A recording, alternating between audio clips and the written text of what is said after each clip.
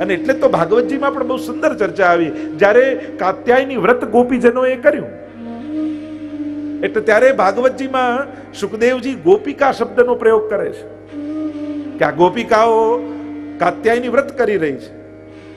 પણ જ્યારે ચીરહરણ લીલાનો પ્રસંગ આવ્યો અને એ ગોપિકાઓએ યમુનાજીમાં પ્રવેશ કર્યો, ત્યારે સુખદેવજી ગોપિકાઓને વ્રજાંગના શબ્દથી સંબોધિત કરે છે. આ વ્રજાંગનાઓ છે. કેમ વ્રજાંગના? કારણ કે ગોપીમાંથી વ્રજાંગના બની તો હવે રાસલીલાનો અધિકાર એને મળશે. તો કે ગોપીમાંથી વ્રજાંગના એટલે શું? તો કે ગોપી હતી, યમુનાજીમાં પ્રવેશ કર્યો એટલે યમુનાજીનું એક નામ છે વ્રજા,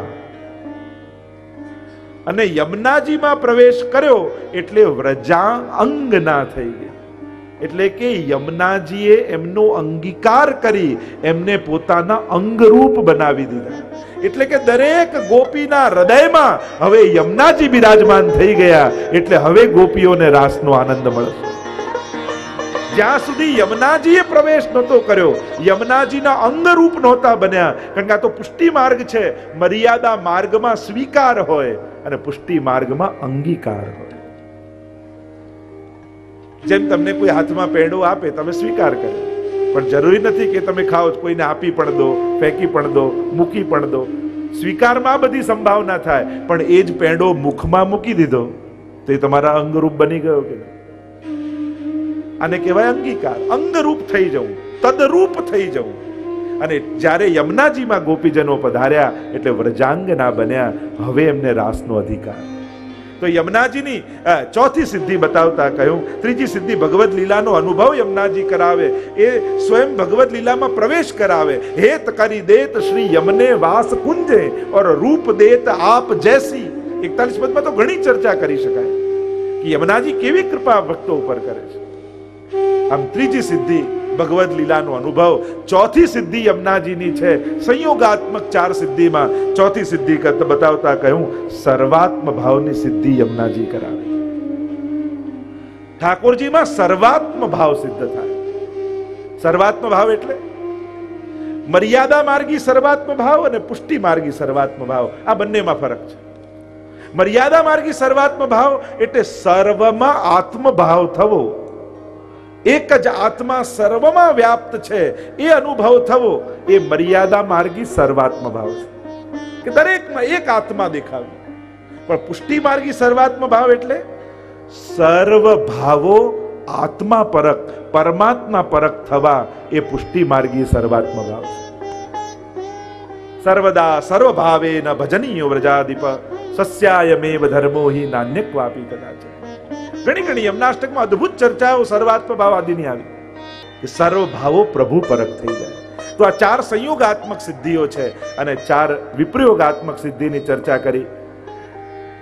જેમ વિરહ અવસ્થામાં ભગવદ આવેશવાળા દેહની પ્રાપ્તિ યમુનાજી કરાવે, દિવ્ય ચક્ષુ આપે જેથી અંતરાત્મામાં જ સર્વ ભગવદ લીલાઓના દર્શન થવા લાગે આ વિરહ અવસ્થામાં. ત્રીજું કહ્યું, પ્રભુના ભાવાત્મક સ્વરૂપ વડે ભાવાત્મક રસાનુભવ શ્રી યમુનાજીની કૃપાથી થાય. અને 8મી સિદ્ધિ વિરહાત્મક કહી, વિરહ થતા સર્વત્ર ભગવત દર્શન થવા લાગે. આમ 8 સિદ્ધિ શ્રી યમુનાજી આપે છે. તો એવા શ્રી યમુનાજીને હું નમન કરું છું.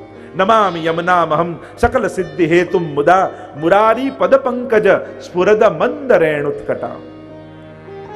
શ્રી યમુનાજી કેવા છે? અમંદ રેણુ ઉત્કટામ. યમુનાજીમાં કેવલ જલ જ નથી, પણ જલ કરતા પણ રજ અધિક છે. યમુનાજીની સ્તુતિમાં આપણે ગાઈએ છીએ ને, 16 ગ્રંથમાંનો બીજો ગ્રંથ એટલે બાલબોધ. બાલબોધ ગ્રંથ 19.5 શ્લોકમાં મહાપ્રભુજીએ રચ્યો છે. થોડો પરિચય બાલબોધનો લઈ લઈએ. શ્રી વલ્લભના મુખારવિંદમાં બાલબોધ, જેમ યમનાષ્ટક એ દક્ષિણ અંગ શ્રી વલ્લભનું છે, એમ બાલબોધ એ મહાપ્રભુજીના મુખારવિંદ સ્વરૂપ છે. કર્મન શ્રી વલ્લભ અંગન ધ્યાન, જે આપણે પદ ગાયું એમાં બાલબોધ એ શ્રી વલ્લભનું મુખારવિંદ. કારણ કે એમાંથી વેદોનું પ્રાગટ્ય છે ને. ભગવદ મુખારવિંદ શ્રી કૃષ્ણાસ્ય મહાપ્રભુજી છે. અને મુખાદ અગ્નિ રજાયતે, મુખમાંથી અગ્નિ, યજ્ઞ રૂપી અગ્નિ પ્રગટ છે. યજ્ઞો વૈ વિષ્ણુ, વેદોનું પ્રાગટ્ય છે. તો એનું વર્ણન બાલબોધમાં આવશે.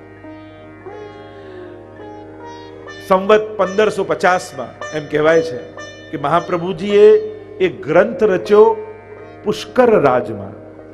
જ્યારે મહાપ્રભુજી પુષ્કરમાં પધાર્યા, કહેવાય છે કે ત્યારે આ ગ્રંથ રચાયો, પણ સૌથી પહેલા ભણાવ્યો નારાયણદાસ કાયસ્થ. હું આટલા સમયથી આપના સાનિધ્યમાં રહ્યો, પણ હજી મારા અંતઃકરણમાં પ્રકાશ ન થયો, ક્યાંય જ્ઞાન મને પ્રાપ્ત ન થયું.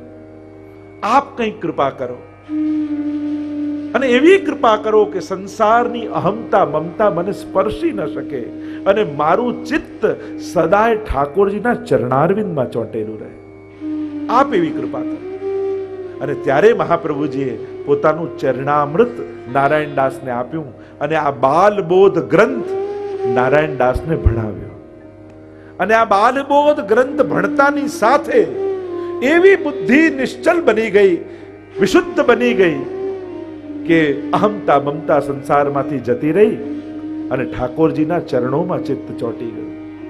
નારાયણદાસ આવ્યા પિતાને ત્યાં અને કહ્યું કે હવે આપ જેમ આજ્ઞા કરશો એમ રહીશ. કહ્યું કે હા બેટા, અમારે ત્યાં રહે. એમ નહીં, હવે તો હું મહાપ્રભુજીનો સેવક થયો, તમારા હાથનું કેમ લઉં, મને એક ઓરડો જુદો આપી દો, ત્યાં રહીશ. આપ જે આજ્ઞા કરશો એ બધું જ કામ કરીશ, પણ મારા ઠાકોરજીને ભોગ ધરીને પ્રસાદ ગ્રહણ કરીશ. પિતા તો બહુ પ્રસન્ન થઈ ગયા. કેવો હતો ને કેવી બુદ્ધિ નિશ્ચલ થઈ ગઈ. સારું થયું કોઈ ગુરુના સાનિધ્યમાં ગયો તો એની બુદ્ધિ વિશુદ્ધ થઈ. હાકેમને ત્યાં, રાજાને ત્યાં કામ કરતા પિતા, તો અમને પણ જોડી દીધા કામમાં. અને હવે તો બધું જ કામ ને બધી જ જવાબદારી નારાયણદાસના માથે આવી ગઈ. એટલા બધા કામમાં વ્યસ્ત રહેતા કે જરાય સમય ન મળે. અને નારાયણદાસના મનમાં એવો મનોરથ કે ક્યારે ગોકુલ જાઉં અને મહાપ્રભુજીના દર્શન કરું, પણ જરાય સમય ન મળે. એટલે યુક્તિ કરી એમણે. 4 રૂપિયાનો પગાર આપીને એક માણસ રાખ્યો.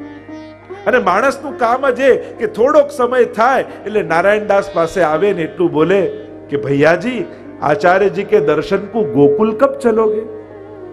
અને આટલું બોલે એટલે તુરંત એને ભાવ જાગી. હા હા, અભી ચલેંગે, અભી ચલેંગે એવું બોલતા જ નેત્રોમાંથી ચોધાર આંસુ વહેવા લાગે. પોતાનું ચિત્ત મહાપ્રભુના ચરણોમાં લાગી જાય, વલ્લભની સુધી આવી જાય, રૂવાડે રૂવાડે રોમાંચ થઈ જાય અને મૂર્છિત થઈને પડી જાય. ફરી થોડો વાર થાય એટલે પેલો ચાકર આવે ને કહે, ભૈયાજી ગોકુલ કબ ચલોગે? હા હા, અભી ચલેંગે. તુરંત એવી લાલસા મનમાં ભગવત દર્શનની જાગી જાય. આવા નારાયણદાસજી બાલબોધના ગ્રંથના ભણવા માત્રથી અહમતા મમતા છૂટી ગઈ અને ચિત્ત પ્રભુના ચરણારવિંદમાં લાગી. એવો આ બાલબોધ ગ્રંથ. 3 આચાર્યોની ટીકા બાલબોધ પર છે. શ્રી દેવકી નંદનજીની પ્રકાશ ટીકા, પુરુષોત્તમજીની વિવૃત્તિ અને શ્રી દ્વારકેશજીની ટીકા. આ 3 આચાર્યોએ બાલબોધ ઉપર ટીકા લખી છે. બાલબોધ ગ્રંથ લાગે બાળકોને બોધ છે, પણ જો જાતે વાંચવા જાઓ તો જરાય ખબર નહીં પડે, એમ કઠિન છે. કારણ કે બાલબોધમાં પુષ્ટિ માર્ગના સિદ્ધાંતો મહાપ્રભુજીએ નથી વર્ણવ્યા. પુષ્ટિ માર્ગ સિવાય વેદમાં ઋષિઓ દ્વારા અને દેવતાઓ દ્વારા જે જે ધર્મ, અર્થ, કામ અને મોક્ષ, આ 4 પુરુષાર્થ જીવને પ્રાપ્ત થાય અને મોક્ષની પ્રાપ્તિ કઈ રીતે થાય એનો ઉલ્લેખ બાલબોધમાં કરવામાં આવ્યો છે. એટલે એમ જોવા જાવ તો કઠિન છે. અને મહાપ્રભુજી આજ્ઞા કરે છે કે બાલબોધ, બાળકોને બોધ આપું છું. તો આવો પ્રવેશ કરીએ અને પછી એનું અર્થઘટન કરતા જઈશું. આ બાલબોધ ગ્રંથમાં મુખ્ય વિષય તમને સારમાં જો સમજાવું તો, શાસ્ત્રોમાં જ્યારે કોઈ ધર્મના માર્ગે જીવ ચાલવા જાય ત્યારે 2 માર્ગ એની સામે આવે. એક વેદમાં બતાવેલા મોક્ષનો માર્ગ અને બીજું ઋષિઓએ બતાવેલા સ્મૃતિ ગ્રંથોમાં મોક્ષનો માર્ગ. અને મોક્ષમાં પણ એના પૂર્વના 4 પુરુષાર્થ, ધર્મ, અર્થ, કામ અને મોક્ષ, આ 4ની સિદ્ધિ યા આ 4ની પ્રાપ્તિ વેદમાં બતાવી અને ઋષિઓએ બતાવી સ્મૃતિ આદિ ગ્રંથોમાં. આ બંનેમાં બતાવી છે. એટલે જીવ જ્યારે ધર્મના માર્ગમાં આગળ વધવા જાય ત્યારે આ ચાર પુરુષાર્થ સિદ્ધ કરી એ જીવ પોતાના જીવનને પૂર્ણ કરતો હોય છે. એટલે આ ચાર વસ્તુ જે પ્રસિદ્ધ નામ છે ધર્મ, અર્થ, કામ અને મોક્ષ, આ દરેકના લાઈફની ડિમાન્ડ છે. આપણે બધા આ ચારને પામવા ઈચ્છીએ છીએ. દુનિયાનો દરેક માણસ ધર્મ ઈચ્છે છે. બધા આગળ ખોટું બોલતો હોય પણ કોણ એમ ઈચ્છે કે મારી સામે કોઈ ખોટું બોલે? અધાર્મિક વ્યક્તિ પણ પોતાના માટે તો ધર્મ જ ઈચ્છે છે. દુનિયાનો કોઈ પણ માણસ ભગવાનમાં માનતો હોય કે ના માનતો હોય, બધાના ઘરમાં ચોરી કરતો હોય પણ કોઈ એમ ઈચ્છે કે મારા ઘરે ચોરી થાય. બધાને છેતરતો હોય પણ કોઈ એમ ઈચ્છે કે મને કોઈ છેતરે. બધા સામે ક્રોધ કરતો હોય પણ કોઈ એમ ઈચ્છે મારી સામે કોઈ ક્રોધ કરે. ધર્મની જે 10 વસ્તુ મનુસ્મૃતિમાં બતાવવામાં આવી એ દુનિયાનો દરેક માણસ ઈચ્છે છે. દ્યુતિ, ક્ષમા, દમો, સ્તેયમ, શૌચમિન્દ્રિય નિગ્રહ, ધી, વિદ્યા, સત્યમ, ક્રોધો, દશકમ ધર્મ લક્ષણમ. આ 10 વસ્તુ દુનિયાના દરેક માણસને જોઈએ છે. આ ધર્મ પુરુષાર્થ છે, આપણા લાઈફની ડિમાન્ડ છે. ધર્મ કરવાની વસ્તુ નથી. ધર્મ વગર જીવન જ અધૂરું છે, ચાલી જ ન શકે. બીજો છે અર્થ પુરુષાર્થ, એટલે સુખના બધા સાધનો બધાને જોઈએ છે. બહુ સહજ છે. ચારે પુરુષાર્થ બધાને જોઈએ છે.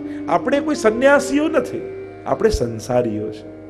સંન્યાસીના ધર્મ જુદા હોય અને સંસારીના ધર્મ જુદા હોય. આપણે લોકોએ શું સંન્યાસીઓનું વાંચી લીધું છે એટલે આ બધું મિથ્યા, છોડી દો, ભાગી જાઓ, ના કરે. આ આપણા ધર્મો નથી. તમે જે સંસારમાં રહીને જે કાર્ય કરો છો ને, બાળકોને મોટા કરો, ભણાવો, કમાવા જાઓ, ઘર ચલાવો, આ બધા ગૃહસ્થીના ધર્મ જ છે. તમે ધર્મ જ કરી રહ્યા છો. આ બધું અધર્મ નથી.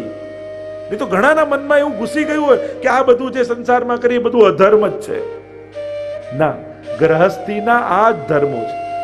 તમે જે રીતે જીવો છો એ ધર્મ કરી રહ્યા છો, ગૃહસ્થીનો ધર્મ કરી રહ્યા છો. ધર્મ, અર્થ, સુખના સાધનો, કામ, શબ્દ, સ્પર્શ, રૂપ, રસ, ગંધ, આ પાંચે દ્વારા જે સુખ ભોગવવાની ઈચ્છા એને કહેવાય કામ પુરુષાર્થ. તો આ ચારે પુરુષાર્થોની વાત બાલબોધ ગ્રંથમાં આવી કે એની પ્રાપ્તિ જીવને કઈ રીતે થાય. અને છેલ્લે મોક્ષની ચર્ચા કરી તો મોક્ષ 2 પ્રકારની ચર્ચા કરી બાલબોધમાં મહાપ્રભુજી સમજાવ્યો. એક છે સ્વતો મોક્ષ ને બીજો છે પરતો મોક્ષ. સાંખ્ય અને યોગ દ્વારા સ્વતઃ મોક્ષ થાય, એટલે કે કોઈની કૃપા વગર પોતાની જાતનો ઉદ્ધાર કરવો એ સ્વતઃ મોક્ષ કહેવાય. અને એના 2 માર્ગ, એક સાંખ્ય દ્વારા થાય અને બીજું યોગ માર્ગ દ્વારા થાય. બીજો છે પરતઃ મોક્ષ, એટલે કે કોઈની કૃપા દ્વારા મોક્ષની પ્રાપ્તિ કરવી. તો એમાં શિવજીની કૃપા અને વિષ્ણુની કૃપા, આ બંનેની કૃપા દ્વારા બ્રહ્માજી મોક્ષ આપતા નથી એમ મહાપ્રભુજી સમજાવશે. કારણ કે બ્રહ્માજી તો સૃષ્ટિના સર્જક છે અને મોક્ષ એનું વિરોધી કાર્ય થઈ જાય. સર્જનથી વિરુદ્ધ મોક્ષ થાય, એટલે પોતાના કાર્યથી વિરોધ કાર્ય બ્રહ્માજી કરતા નથી. શિવજી અને વિષ્ણુ આ 2 દેવો જે પરમાત્માના દેવતા સ્વરૂપ છે એ મોક્ષની દાન કરે છે. અને કોણ કેવા પ્રકારનો મોક્ષ આપે છે એની ચર્ચા આ તમને એક હાઇલાઇટ બતાવી. બાલબોધમાં આ બધી ચર્ચા છે. તો આવો પ્રવેશ કરીએ બાલબોધ ગ્રંથમાં. આપની પાસે બધાને પાસે 16 ગ્રંથની પુસ્તિકા છે. આइए महाप्रभु जी की वाणी में हम अवगाहन करते हैं. नमन करे छे महाप्रभु जी हरिम सदानंदम. 2 સ્વરૂપ પ્રભુના સ્મરણ કર્યા. કારણ કે નમન પણ, મંગલાચરણ પણ સંકેતાત્મક હોય છે, વસ્તુ નિર્દેશાત્મક હોય છે. જ્યારે કોઈ શાસ્ત્રોનું મંગલાચરણ હોય ને, આ પહેલું પદ આ શ્લોકનું મંગલાચરણ છે મહાપ્રભુ. અને મંગલાચરણમાં વસ્તુ નિર્દેશ કે જે ગ્રંથ ગાવા જઈ રહ્યા છે એમાં કયો વિષય છે મંગલાચરણ જોઈને ખબર પડી જાય. યમનાષ્ટક એ 16 ગ્રંથનું મંગલાચરણ છે. આ તો આપણી પાસે સમય નથી.